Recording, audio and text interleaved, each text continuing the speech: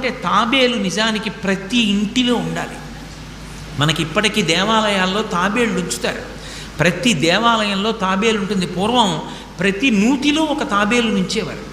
ఎందుకు తాబేటిని ఉంచుతారో తెలుసా? తాబేటి యొక్క దర్శనము మంగళ దర్శనం.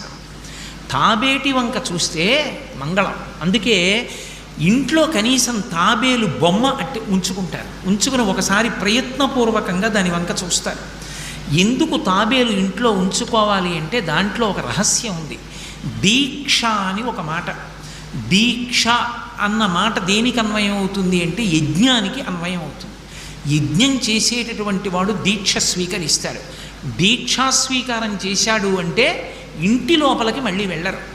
ఇక పూర్తయిన తర్వాతే ఇంట్లో కడతారు. ఇల్లు విడిచిపెట్టి బయటికి వచ్చేసి దీక్షావస్త్రాలు కట్టుకుని మేళతాళాలతో యాగశాల ప్రవేశం చేస్తారు. ఇక ఎప్పుడు మళ్ళీ ఇంటికి వెళ్ళడం? ఆ యాగం